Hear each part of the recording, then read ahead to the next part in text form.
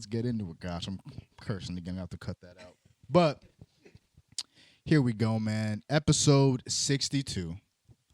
MIC podcast, man. Community content. You get it all here. And, bro, I got Mike Conway in the building with us, man. You know, we just had his brother on about 2 episodes ago. You know, that was a great episode. Oh, yeah, that was a lot of fun. Bro, a little bit short, man. I was burning through my questions on that one, bro. I was running through them. Oh, yeah. Just sitting here watching you guys do it. That was an experience in itself. Nah, for sure. So, I'm definitely, gonna try and milk this one longer. So you get the benefit of, you know what I mean, just extended time on the clock, man. But bro, thank you so much for joining us, man. Hell yeah, man. Thanks for having me. It's a pleasure to be here. I'm excited for this one. Nah, bro, absolutely, man. I mean, what have you been up to since we last saw you? Lately, I've been in and out of the gym lately. Mm-hmm. Been just working a lot. Been at work crazy hours. Really just focusing on Matt's fight coming up next week. So that's the main focus on this one, and then get through that, and then we focus on what's next. Okay, copy. So I definitely, because obviously with Matt, we scaled it back, try to get a broader sense of his career. Definitely, want to do that with you, man. So you're the older brother out of y'all too, right? Yeah, I'm actually 11 months older. 11 months older. Yep. Okay. So not that 4 years. So, but y'all pretty much came up together, fighting, pretty much what was that.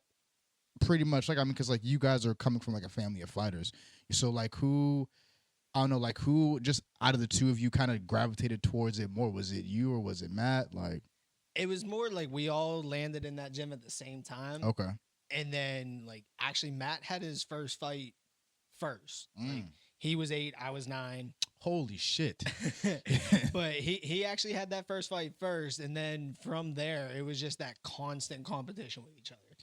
And it wasn't no malicious competition. Right. Just sibling. I'm better than you. Yeah. Or not. And it was that sibling rivalry that pushed us to be better. And for 20 years now, I mean, that's what took it from where we were then to where we are now.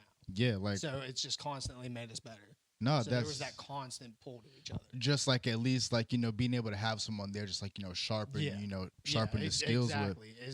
And all that time we know each other so well. Yeah, that's all it's done is just constantly push each other. Yeah, and I definitely want to dive into that aspect of y'all's relationship. But I mean fighting that you said Matt was 8, you were 9. Yep. That's crazy.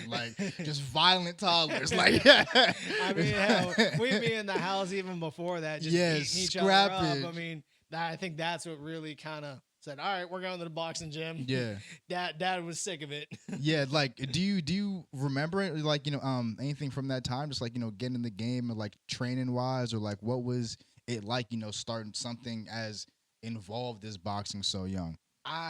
Honestly, I just remember, watching all the older guys and just.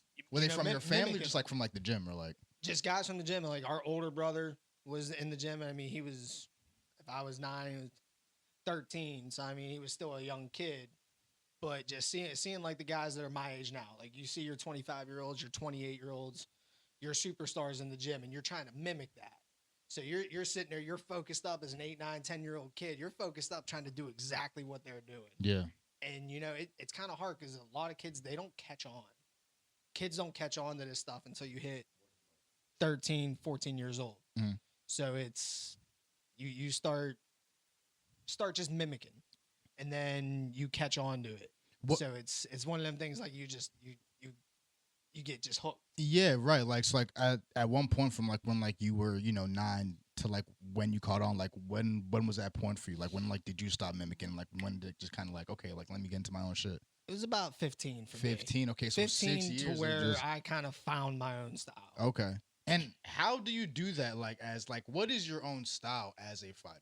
Because people talk about styles and shit like that. What is... for me, I'm a bit of a brawler. Okay. I'm a short guy, and I faced that adversity since I was 8 years old, 9 years old. How tall are you? I'm only 5'5". Okay. And at 135 pounds, I'm fighting guys that are still 6'2", 6'3". Oh.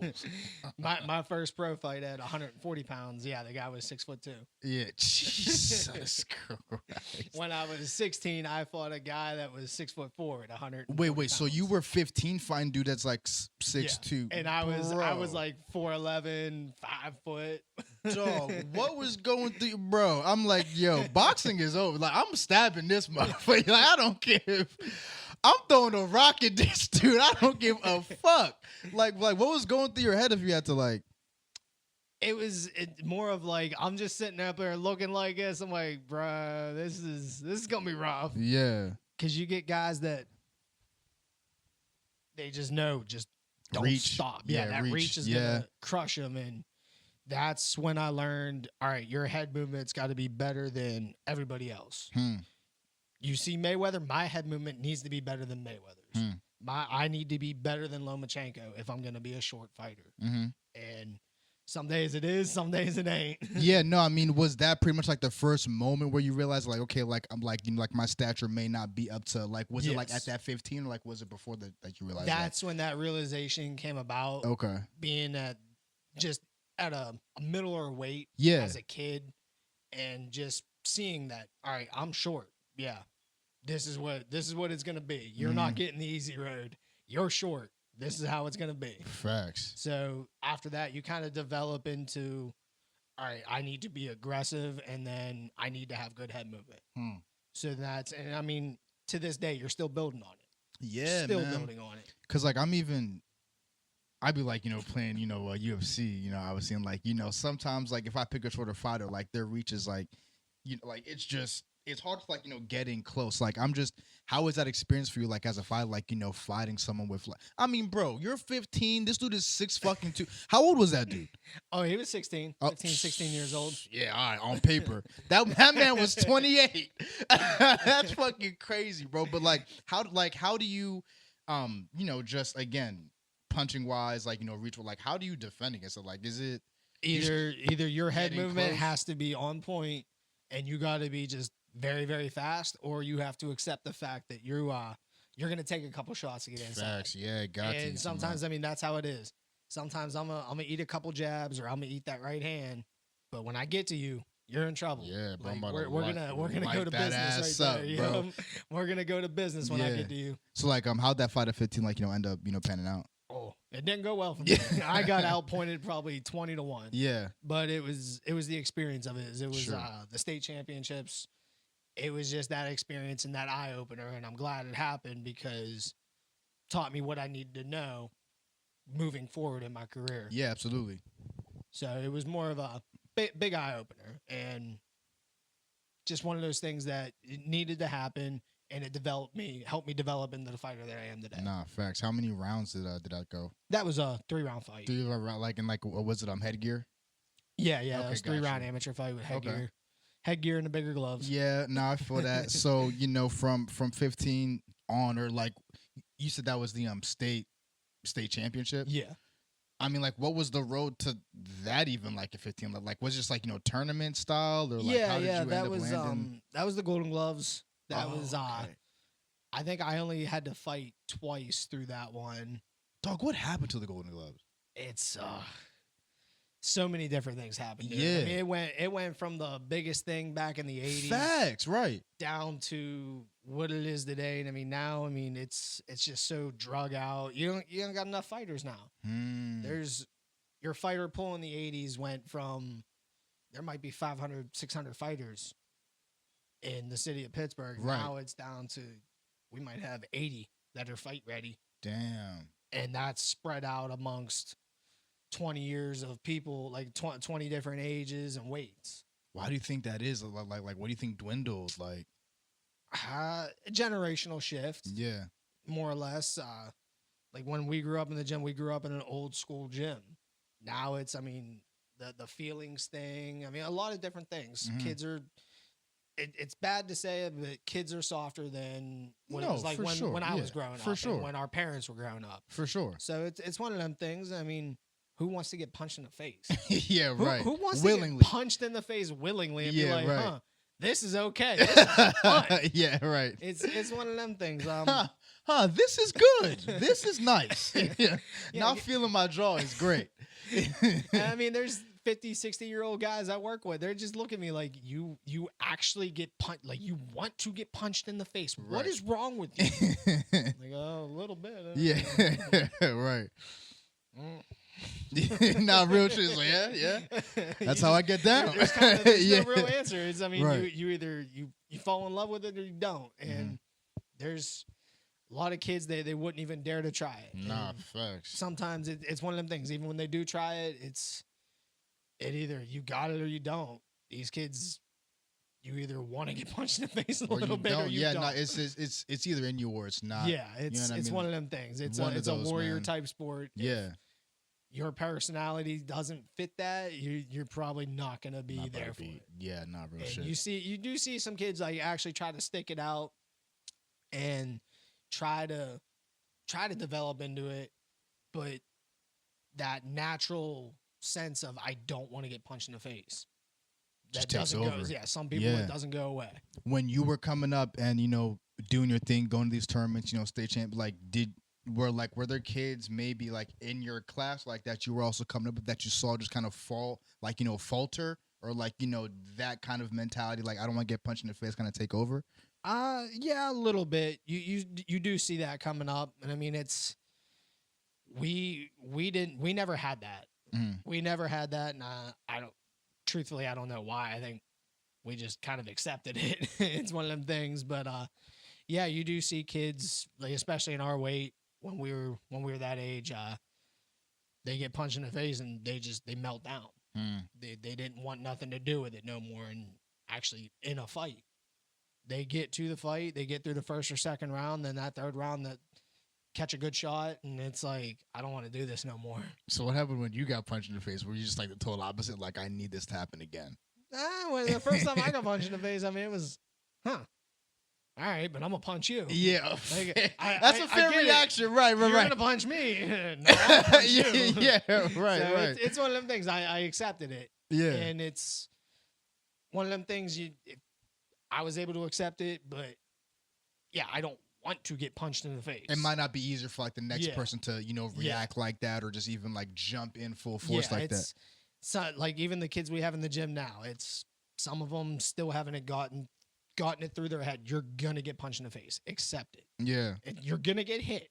Accept it. it's a fight. Yeah, But you know what? You get to hit him too. So it's one of them things. It's No, a back yeah. and forth mental battle sometimes. I feel like that's kind of, I don't want to say like a misconception, but like like even amongst fighters, it's like you accept that like there's another human to like trying to like defend themselves, and not only like defend themselves, but like take me out. You know what I mean, you're gonna take some, like you can't. It's a fight.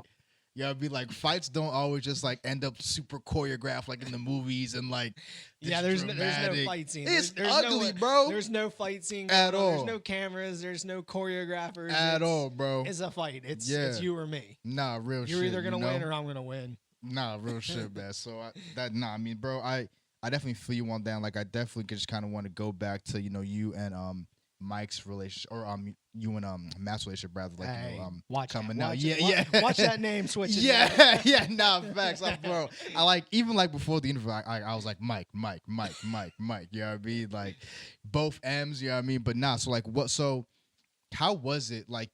Because like you mentioned earlier, just like being able to train alongside Matt and be able to just like, again, man, at an early, because like that. I feel like that is just an advantage that like you guys would both have. Oh, that's there's nothing coming but an up advantage and there. I mean, so like just like how was that experience like being able to have that brother there, kind of mirror each other in the process, and then like watching y'all grow and develop into your own fighters, but coming from that same like foundation. It's an experience that honestly not very many people get to have. Having Right. your brother who's only 11 months younger than you, be in the gym like right next to you, doing the same thing, going through the same thing in his head and his heart and his body. It's there's really no words to explain it. Yeah. Because having that for 20 years, Hmm. say we both both fighting in the Golden Gloves or this tournament or that. Like we flew all the way across the country to fight in ringside world championships when we were 16 and 17. Okay. So just having that kind of atmosphere for me, and I think I speak for him. It's one of them things that you would never want to change. Sure. Because it turned us into the fighters that we are. It turned us into the people that we are. Mm-hmm. Having someone there just push you and knowing each other so well. I know his weaknesses. He knows mine. Mm-hmm. He knows what I need to work on. I know what he needs to work on. Mm-hmm. And it's been that way since we were kids. I know I can land the nastiest uppercut on him ever, but I know he can land the nastiest right hand on me ever. So when we're sparring or we're training, that's what we're trying to do to each other. So it's like, hey, get your shit together. Yeah. Get in here, do your thing. I'm going to hit you with this. I'm telling you I'm going to hit you with this. Don't let me hit you with it. Mm-hmm. So it's one of them things, but it pushes you. It's especially when you see where Matt's at in his career. It pushes me to really, really focus up and grind it out because that's exactly where I want to be. Mm-hmm. Look at the shot he's getting. I mean, just coming back from Nebraska in one of the biggest training camps in the world. And now he's going to fight next week. And it's like, all right, look, see, this is possible. There's your glimpse. It's not a pipe dream. It's not a wishful thinking type thing. It's right there. All you got to do is just do it. Facts. So it's just having that with me my entire life. That's better than having a Floyd Mayweather right next to me, in my opinion. Bro, I mean, because, I feel like a lot of fighters wouldn't even get that luxury, bro. Just like, being able to just like have someone who that they are related to or just even on that sort of relationship with who is in the game with them. You know what I mean? It's like, learning with them. Y'all, pretty much, damn near started like at the exact same time, like a year apart. And just being able to like, sharpen each other's skills and like, just feed off each other, man. Like a lot of these people are just like, I feel like, and like, correct me if I'm wrong, bro, like hopping in the game and like, with the trainer that they probably know, probably got like, like a good system around them, but just to have that constant partner sparring wise, just even life wise, man. Oh like, yeah, bro. A lot of fighters, they never get to experience that. Even a lot of just anyone never really gets to experience that. And you see so many fighters, like boxing's a solo sport, but at the same time, everyone in the gym around you is pushing you. When you got the best group of people around you, especially your brother who is not even a year younger or not even a year older, whatever the case may be, that takes it to a whole nother level. Because me and him, we could be sitting there training like when we used to fight on shows together. Like right now, we don't typically fight on the same show no more. Okay. Is there any reason or just because? Just the way it happens to fall.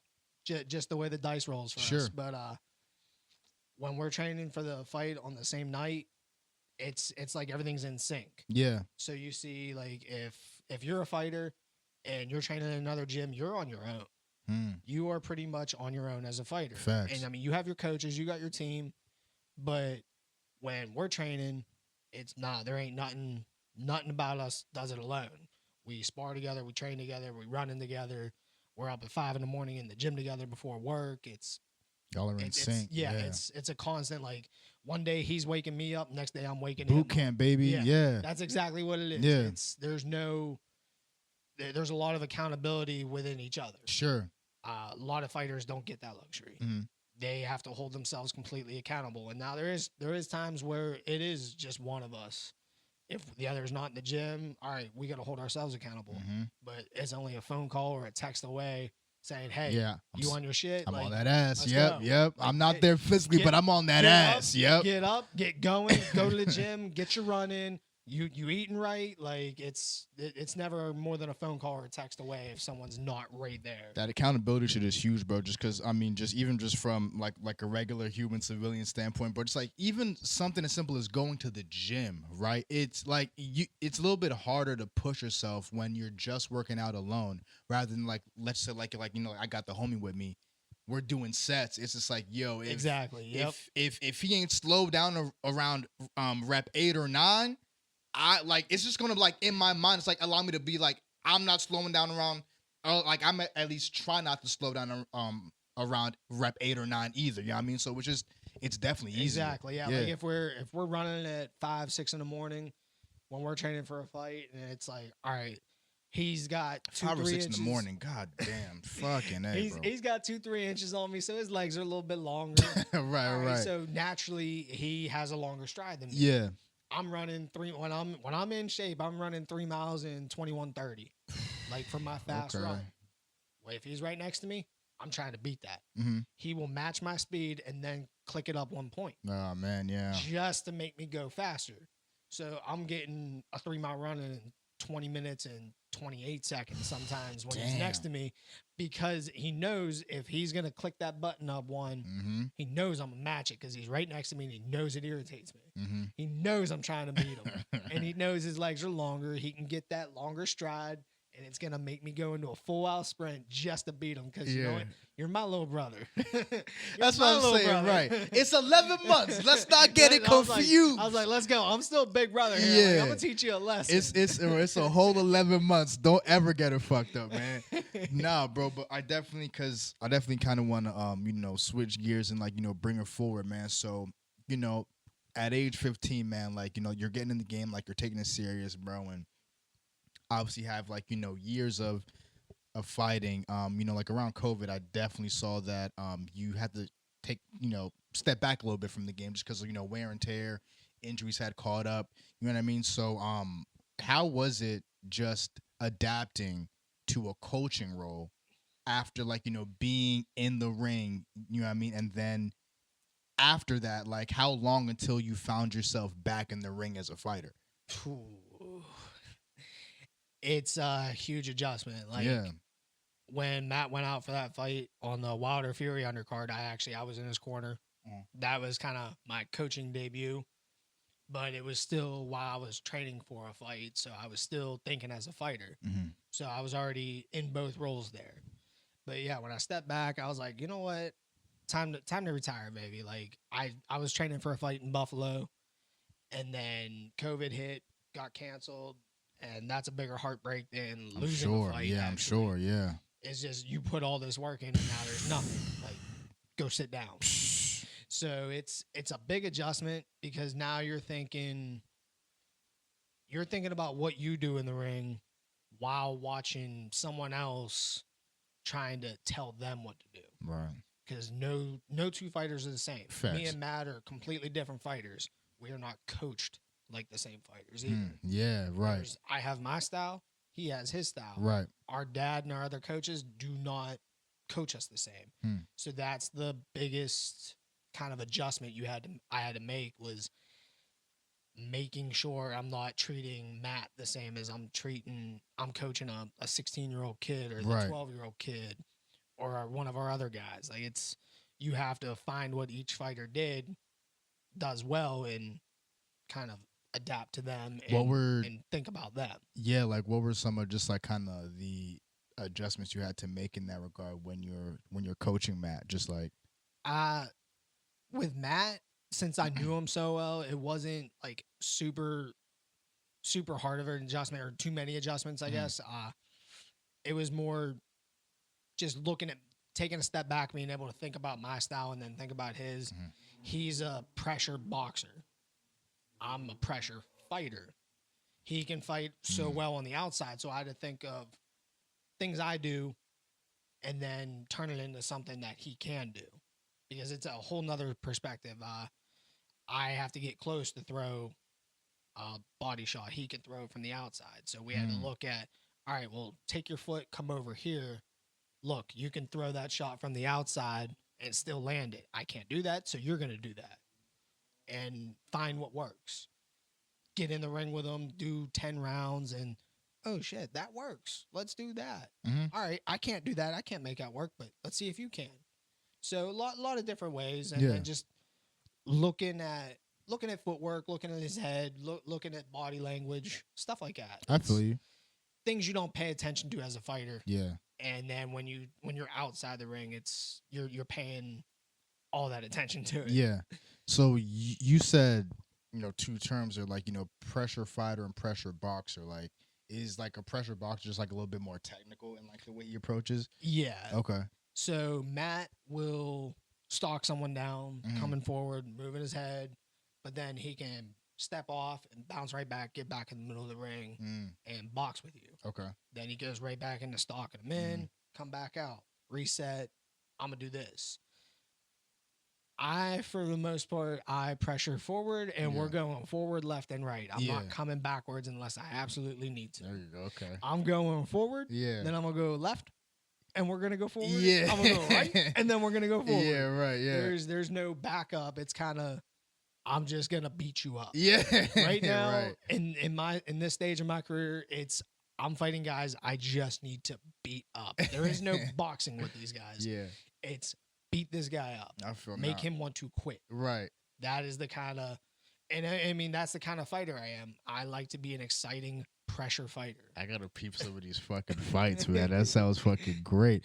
But I mean, if you just kind of wanted to go into detail as much as you want, just like as far as like some of the injuries that kind of made you step back, like what was there just a single injury that was just like, okay, I'm about to step back, or was it a culmination? Like A combination of a lot of stuff, actually. Like right when I made that decision, I had tore the meniscus in my left knee and had a serious LCL sprain that I still never got fixed. How did that happen? Just like from training? Actually, I was in the ring with Matt working mitts one day, and we made a real sharp turn. All the weight was on my left leg. Went and made that turn, and I just felt it pop, and I was fine. Next day I'm in the gym at 6 a.m. I'm on the Stairmaster, and I feel it go, and I'm like, I can't walk. Whoa. Yeah, I can't walk. On the Stairmaster, bro. On the Stairmaster. Whoa. And one of our other strength coaches, he's psycho. Like, that thing's turned all the way up. We're sprinting. Yeah. We're straight out sprinting on the Stairmaster. Oh and I'm my like, God. I can't walk. So they go in and find all that. Then what the I was fuck? dealing with, I have nerve damage between my elbows and my hands. So, in both hands, actually. So I go numb a lot. It's like a carpal tunnel type thing, but it's not carpal tunnel. So deal with that. Then for a very long time, I had a tear in my labrum in my left arm and my left shoulder. So it was always dealing with that. Was the nerve damage just like, had that been an ongoing issue prior to the meniscus there? Oh yeah, that was something I was dealing with, I think, since I was probably 19. Whoa. 19 or 20. And just from like a bad punch, or just like what happened? A combination of just constant overworking the muscles from throwing punches. Yeah. Having a physical labor job, physically demanding job as a laborer, or stuff like that. Just a combination of a lot of different stuff, and being stupid, of course. Damn, man. Yeah, no, so I mean, just kind of, moving forward, like nerve damage, the meniscus tear, like, so what was the, actions from that moment? Like, you're on the Stairmaster, you're like, fuck, all right, I can't fucking, because that's crazy, bro. Like, a max speed on find out you can't walk on a Stairmaster is pretty fucking crazy. Like, that's the last place I want to find out that my shit is fucked up. I felt it. I'm like, I'm trying to grind through it, and I'm just like, I hurry up, I hit that E-stop, I'm jumping down, I'm hopping on one foot. And, bro, like, it's even crazy because, like, your shit popped the day before, and you slept on that shit, and you're kind of crazy because you woke up at 6 and then got back to it. So, like, it was pretty much torn for, like, a, 16-hour, like, maybe, like, a 12-hour period? Oh, yeah. And yeah. you were Something fucking, I mean, bro, like. It was one of them things, like, I don't think much of it. I mean, my knee always pops. It always did. So it was something I never thought of it. And then when it all happened, I mean, the doctors go to look at it, and they're like, you have a tear in your meniscus. That's probably what just happened. And then all the pain out here, that's your LCL. You have micro tears that are a serious sprain. Like, right. We should probably go. I'm like, no, not happening. You're not going to my knee. You are crazy, I'm man. like, I'll deal with it. But that's like the fighter reaction, man. Like, it's the resiliency y'all have. Like, little bit of that, a little bit of stupidity. That I have, for sure. I mean, there's so much that was wrong with me and my body that I was just like, minuscule compared to like the shoulder. Do you think that's like, because like I kind of just like see all athletes kind of have like a seed of that. Like they just don't want to admit when they're injured, like when they can't go to their usual level. Like Kind of, yeah. I mean, it depends on the kind of athlete too. In yeah, my facts, opinion. right? I like to think I'm very, very mentally strong. Mhm. So yeah, I don't think about it because I mean I've had stuff happen in the middle of a fight. You can't think about it, and you don't have time to think about it that's really. crazy. And sometimes it doesn't even come in your brain. Like you just it's not even a thought until afterwards. Then you're like, damn, that hurt. What happened there? Yeah. Like is that my knee? Is that my arm? Like, damn. Why do I feel like what? Where is it? Yeah, like yeah. Hold up. Something hurts. Like, when did that happen? What round was that in? Like, Fuck. I didn't feel that in a fight. Word. Oh, what round is that? I mean, all this shit going through your house. So you know, you're getting this news from the doctors, man. And like, you're like, nah, fuck it. I mean, just kind of like, you know, in that denial stage. I mean, so like, when did it finally settle in? That like, all right, damn, this is a pretty serious, you know what I mean, tear and. Kind of when we were actually walking down the strip in Las Vegas, and I'm sitting there with like 3 different knee braces on, and I actually brought crutches with me because I couldn't walk. Damn, yeah. And I'm sitting there, I got a big hinged brace on, and then a fat neoprene brace on my knee, and I'm like hobbling around. I'm like, man, this sucks. Like I can't walk, and I'm out here, I'm working, like I can't walk. Yeah. I need to be able to walk, and I mean. That was when it was like, all right, you need to chill out, take care of it, and at least rehab it or something, and then see what's next. Then see what you want to do from there. So it was like 3 weeks of just hanging out and doing nothing. So was the switch from coaching like? Did you initially want to be a coach, or like were you just like? Was there kind of like a period of just like, man, fuck it, let me just heal up and see if I can be a fighter still, or like did you just like were you just like, you know what, let me just kind of take the coaching role just for now and see if I can get into fight shape at some point? A little bit of both. When you're a kid, like growing up, we always said like, oh yeah, when we're done fighting, we'll definitely be coaching. And I mean, even still coming up, you always still work with kids, do this, do that. You're always in some form of a coaching role. At that point, it was like, all right, I think I'm done because that fight got canceled. I was trying to work my knee through it and just deal with it because that's how I am. If I'm able to keep moving, I'm going to. Facts. Then yeah, that fight got canceled, and I was like, all right, well, maybe maybe it's time to hang it up. Maybe that's like the sign I need. Maybe it's time to hang up. And just do something else, coach and find something else. Was that like I mean, just like, bro, like as a fighter, like how was that period for you, man? Like heartbreaking. I'm sure, yeah. Heartbreaking, and that's actually what changed my mind. A year later, that's what made me get back in the gym a year later, and just because it was, you feel it inside your heart, like, yeah, I'm not done. Yeah. I got a lot of fighting here. Like I ain't done. Like you see what Tom Brady did? He said, "Yo, he sent them packing.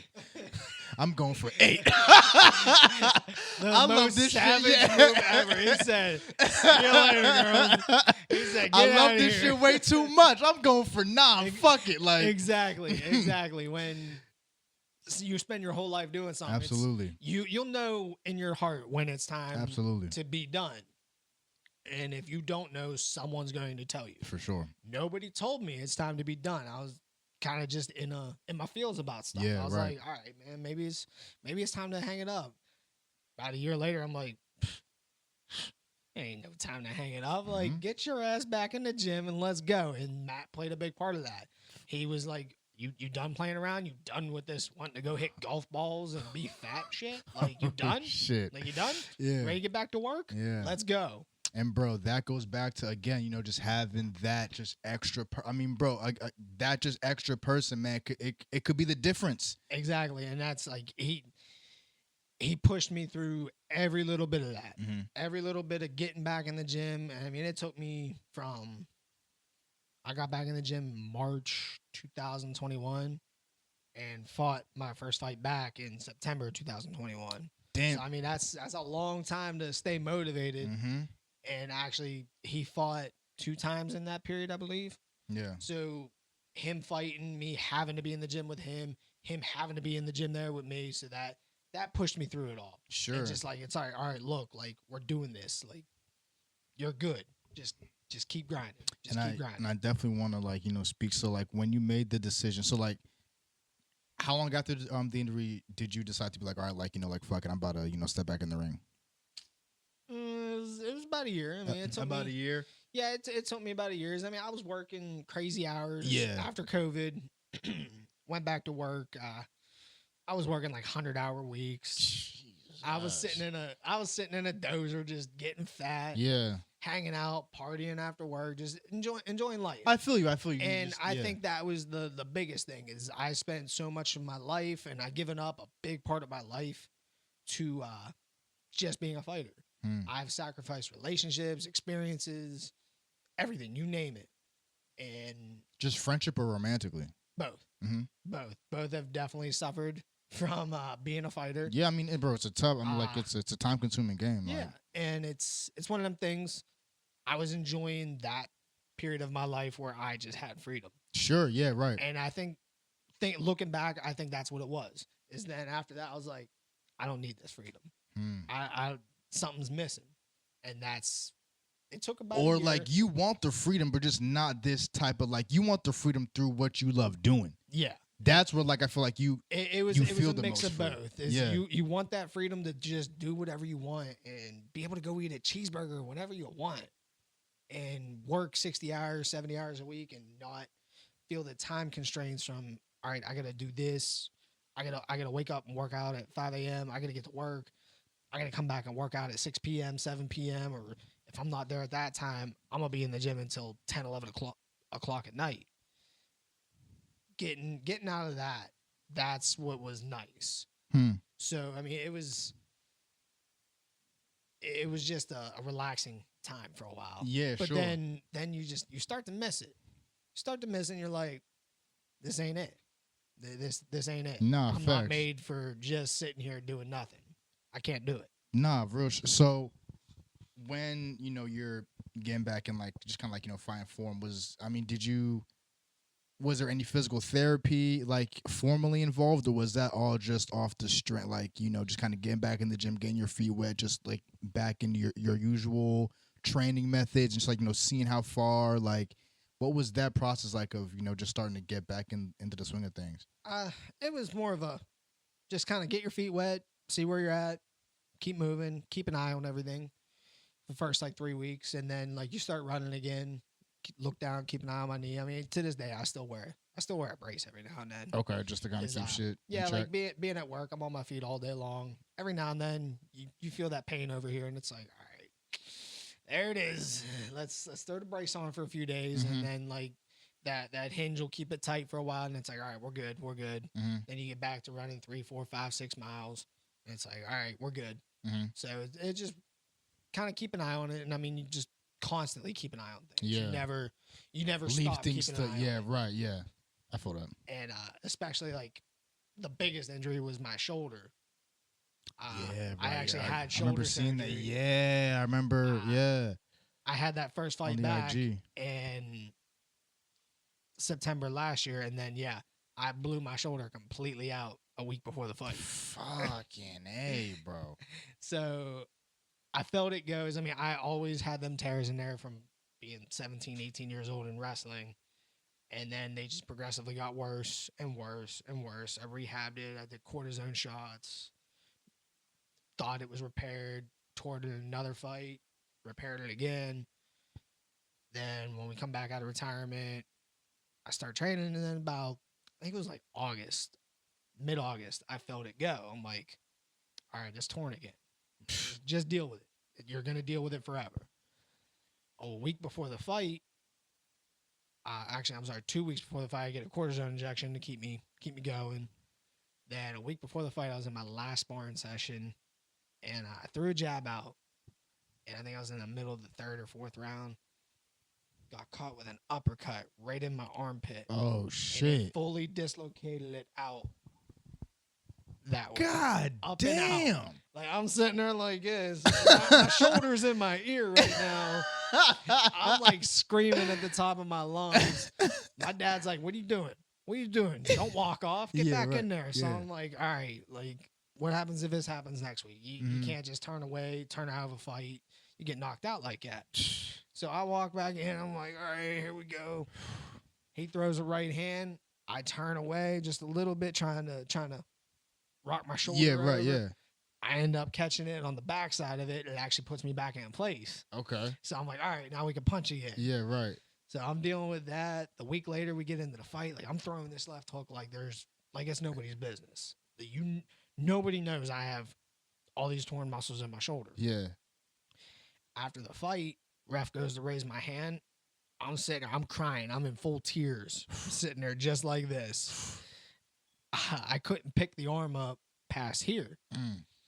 I go get back in the gym. I'm like, all right, we're good. We're all right. We're still torn, but I'm just sitting there warming my arm up. I went like this. I went, come back up, and it just completely collapsed into my chest. Oh, my God. So I'm like, all right, guess we're going to the doctor. Come to find out. That's not normal. Come to find out, I get the MRI and all the imaging done on it. I had a 9 o'clock to 3 o'clock tear, which is pretty much half your labrum. Oh, my gosh. My bicep tendon was hanging on by a thread to my labrum. And then I tore a piece of the rotator cuff, the infraspinatus. Jesus, bro. So they go in, they do all that. Like, I go schedule surgery for November, and they repair all this, like 6 anchors into my shoulder, reattaching the bicep tendon, fixing the infraspinatus. And they're like, you're not going to fight for probably a year. I'm like, bet. We'll see. Yeah, like, all right, like, I'm about to fuck someone up tomorrow. We're going to be fucked up. Bet. Yeah. I'm like, bet. You'll see. Yeah, right. Bro, so, like, it just sounds like at various points, you just kind of had to, like, you got knocked off the horse, but just had to fucking get the fuck back on. Like, what would you say, like, mentally, like, allows you to be able to do that so many times? Like, like I was saying earlier, I like to think I'm very mentally tough, and it's one of them things. I feel like I've had my career taken from me at so many times, and it's one of them things. You think about it, that's all I think about day in and day out, and I think that's what makes me so tough, and that's what keeps me driven. And then, like, seeing where Matt is in his career, that kind of stuff keeps you driven. Yeah, you got your why. You see people work so hard as they have a why. I have a why, and can you keep pushing yourself through that? And I like to prove people wrong. Love to prove people wrong. Yeah, especially when the doctor says, "You ain't fighting for a year." Yeah, bet I'm fighting in May. So contract's already signed, bro. I'm fighting in May, bro. So, like, were you able to make that May timeline? Oh yeah. Oh damn. Yeah. We were good. I got out of the sling week before Christmas. 1 week before Christmas. Okay. And, I started physical therapy the day after Christmas. Okay. On the 26th. I was completely cleared March 1st. Wow. And I mean, this was working out 2-3 times a day. I was running 3 miles in the sling. Wow. Going like this. Wow. Being with Christian Hurt, we were working through stuff down there. My other strength coach, we were working through stuff every morning.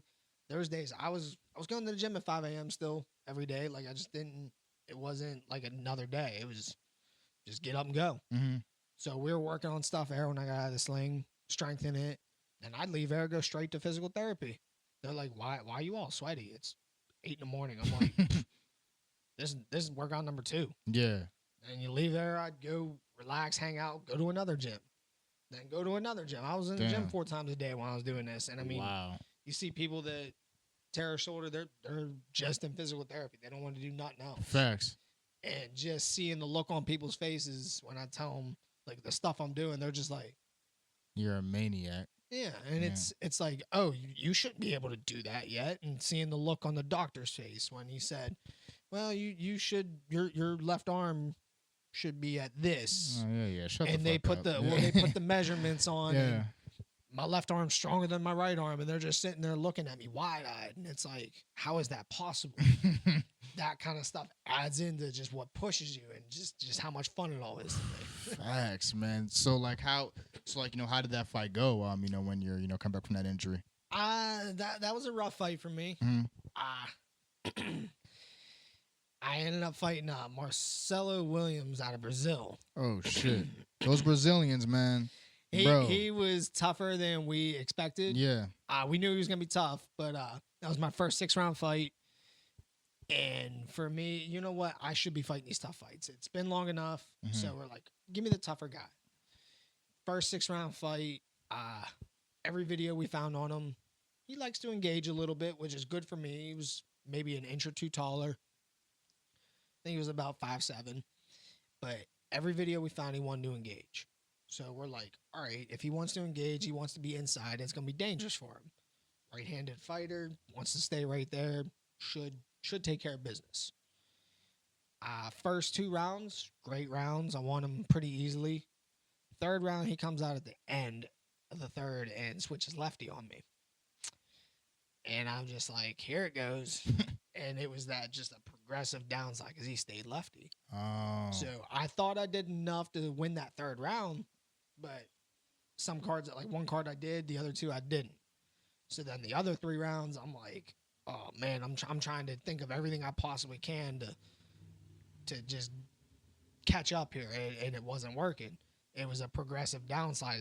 I wasn't very good with lefties at the time, and I ended up losing a majority decision, which was one scorecard had me a draw. Yeah. And then the other two had it 4 rounds to him, which, all right, no big deal. It wasn't the end of the world. I was heartbroken about it, but learned a lot from it.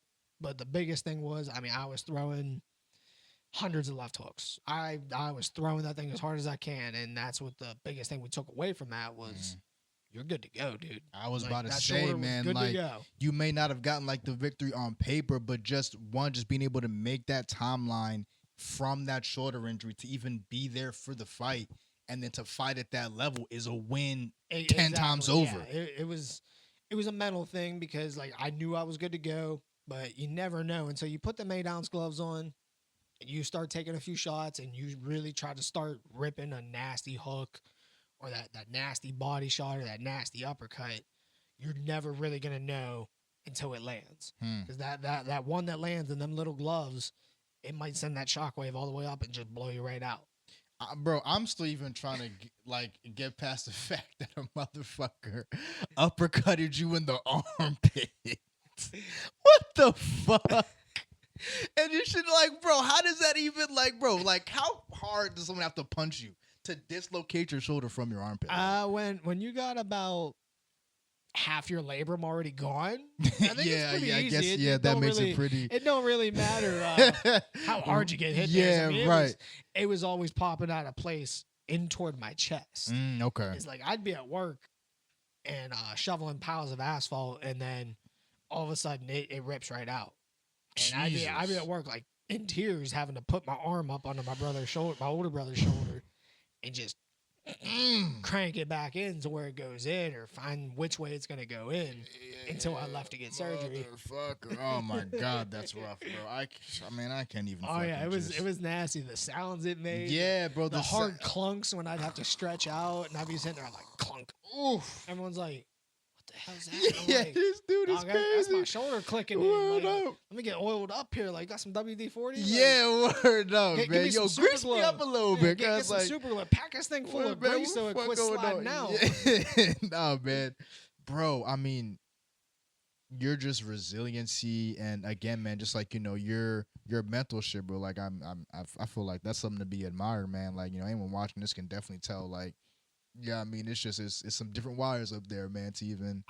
That's like something I really, really try to push myself into is making myself mentally tough. Yeah. It's 90% of the game for real. You've heard David Goggins. Yeah, for sure. His book, Can't Hurt Me. David Goggins is a straight up animal about mental toughness. Facts, yeah. Some of the crazy shit he's done.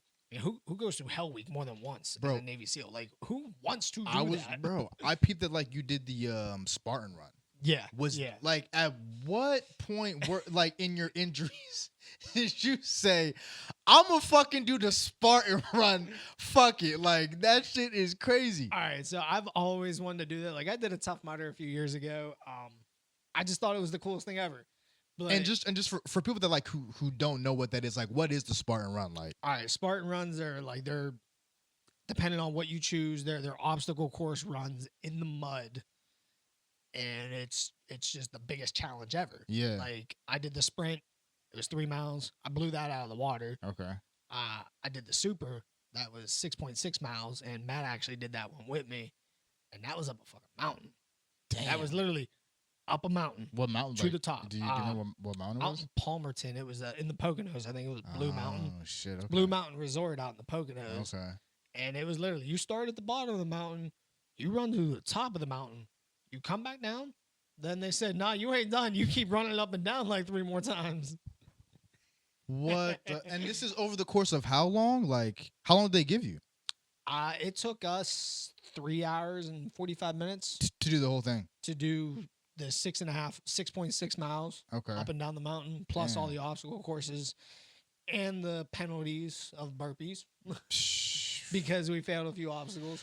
My God. Yeah, I mean, so bro, like, yeah, like, what the fuck, like, even, just speaking on like the GOG and shit, it's like, what, push you to even, like, do that shit? Like, I always want to do is I love challenging myself. Mhm. I love doing stuff that the normal person won't do, especially being the kind of athlete that I am. were you injured at all during, like, were you like recovering or like? Actually, I had a broken nose Oh, at the Jesus. time of doing the Spartans. Yeah. I was after the fight in May that I did Okay. the first one, Okay. and I had my septum was like pushed all the way over. I couldn't breathe out of my nose, so that sidelined me for a couple of weeks, Yeah. about a month actually. Prior to the run, or this is after? No, prior. Okay. This gotcha, was right yeah. after the fight. I was sidelined for Okay. a month. So Got I you. was, Okay. was on my break. I was just kind of doing my own thing for a little bit. Yeah. Then I was able to start breathing again. So I was like, well, you know what? It's time to get back in the gym. I'm training for another fight. Like I know I'm fighting in September. You know what? Let's do Spartans. Something I've been wanting to do. You know what? Let's run up a mountain. I was like, well I was Shit is like, you know crazy. what? All these people, they spend, like, there's people that train solely for doing one Spartan. Facts, right? One, even the light Spartan, the 3 mile one. Mm-hmm. And I'm like, you know what? I just ran 10 miles training for that fight in May. I went on a 10-mile run. I was like, you know what? I can do this. Mm-hmm. I didn't even run for it. I didn't train. I signed up for it. I went. I Just actually went cold, like. yeah, I ran 2 miles, I think a few days before, just to get my legs warmed up. Yeah, right. Because I had literally did nothing except eat and hang out. Right, yeah. For the last month since Yeah. that fight. So I was like, all right. I ended up I placed in the top 20% of all runners, and there was That's fucking over nuts. like 2,000 runners. Bro, you and fucking Hurt, man. Like, Hurt did some Dude, similar that shit boy like just that. ran a marathon. Bro, a full y'all are marathon. crazy, Just up and man. decided, I want to run a marathon. Y'all are crazy. And dude, that's something that actually pushed me. Being with someone like that for sure. in the gym with him constantly. Yeah. He's another one. He pushes me to Hurt get gets after out it. of my comfort zone. Yeah, he gets after it. He wanted to up and run a half marathon. So I was like, all right, bet. You know what? You want to run half marathons? I went and did 10 miles for the first time ever in my life. I'm like, I got you. Next camp, I'll do 12. Yeah, facts. All right, I got you. So we're doing Spartans now. Like, people train years for Spartans. I'm doing Spartans as a way to train for a fight. Like, I'm not training for this Spartan. I'm using Spartan to train for a fight. Like, who does that? Nah, that's fire. Like, that's just a different type of. Holy shit, man! Y'all are different, bro. That's funny as shit. But I mean, definitely just got a few more questions for you, before I let you go, man. Like, what do you think has changed? Mentally, physically. I mean, just within your skill set as a fighter, from like the first run of your career, right up until like you stepped away from coach, to coach, and then after you came back, like, what do you think like the two differences, if any, between those two runs? Well, we like to make a joke. Every time I step away, I come back a better fighter. Sure, yeah. I think it's more of just I found my reset button. So there's no I don't know if there's a difference, truthfully. Mm-hmm. I think there's just more clarity.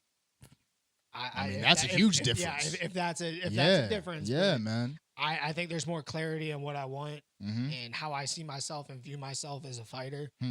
How do you view yourself as a fighter right now? Aggressive. Okay. Aggressive. I don't care so much about my record so much as you see other fighters. Like, they put a lot of pressure on the win-loss thing.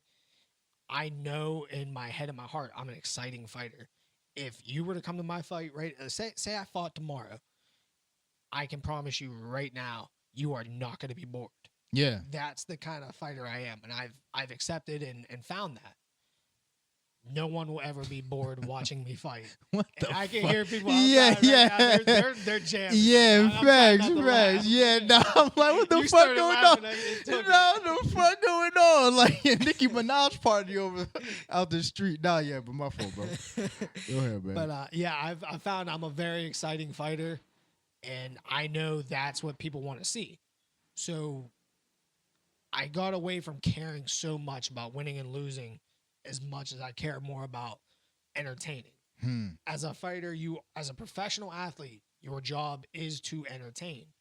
You are responsible for putting fans in the seats. You put fans in the seats and you entertain. You give them a show. No one is ever bored when they see me fight.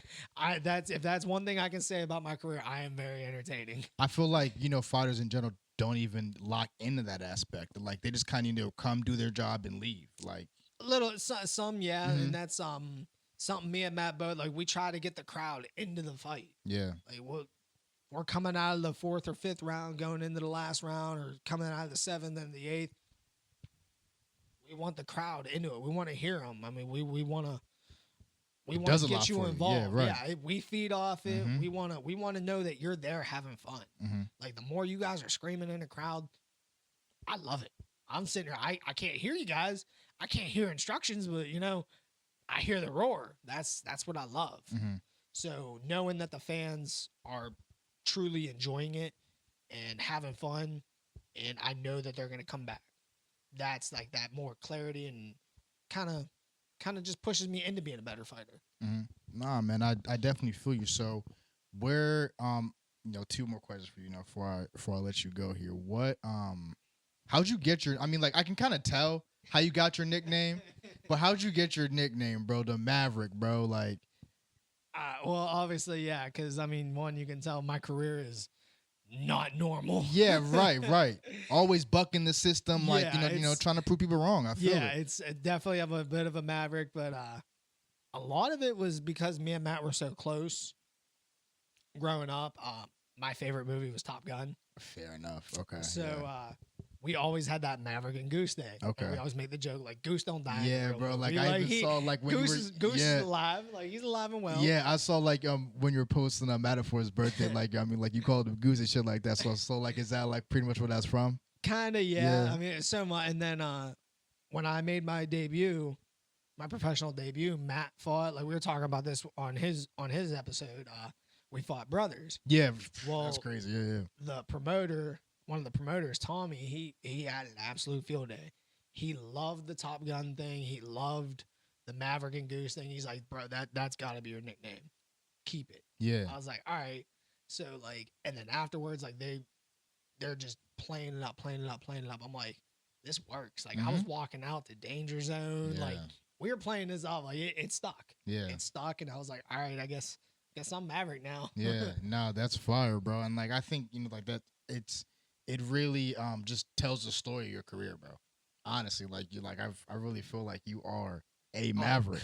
Without a doubt. Like, when everybody asks me, that's kind of what I tell them is that look at my career and then look up the definition of Maverick. No, real shit.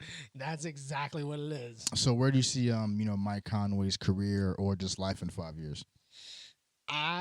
Ultimately, I want to be finishing up my career in 5 years. I'm 28 now. I'll be 33 in 5 years. Sorry, I get punched in the face a lot. Yeah. I want to be finishing up in about 5 years. Okay.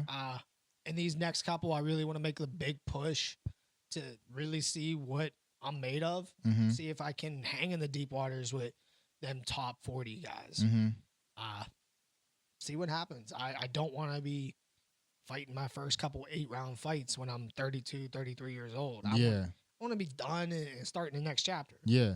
Whether that be coaching again or doing something else, playing golf, being old and fat. I don't know. Facts. Yeah. Yeah. No, I want to really make these next few years exciting because I mean I've accepted I'm getting older. My body's not gonna last to this for 10 more years. My days are numbered with this shoulder. I know it is only a matter of time. I'm good to go right now, but who knows to say that the next fight I might catch something in there and one of them anchors says, "Nah, bro, you're done." So it's kind of making the most of it in the next 5 years and really gonna push and see what's in store for me. Mm-hmm. It's gonna be one of those. It's gonna be a roller coaster ride. Yeah, no. It's gonna be a real fun roller coaster ride these next few years. And bro, I was even gonna say, like, I feel like after a life of combat and recovering from injuries, that the old fat route might be the way to go, brother. I think that might just chill out, just take it calm, keep it relaxed, and just ride off into the sunset, man. A little bit, because I mean, my career outside of boxing is asphalt, and I mean that beats you up a little bit.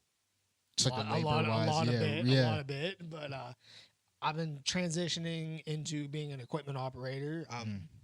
That's something like I love doing. I want to be able to do more of it. Running the big road miller. It takes a lot of skill, and to be a good operator in some of the bigger companies, you got to be willing to put 60, 70-hour weeks in. And it's like right now I'm not willing to do that because I wanna chase my dream. I want to chase what I want first. Then you know what? All right, cool. When I'm done, I'll go run that miller. I'll go have fun and run equipment and find another goal. Mm-hmm. Chase something else, whether it be golf or competitive shooting, weightlifting. Maybe I'll go play frisbee. I don't know. Nah, man, I feel you.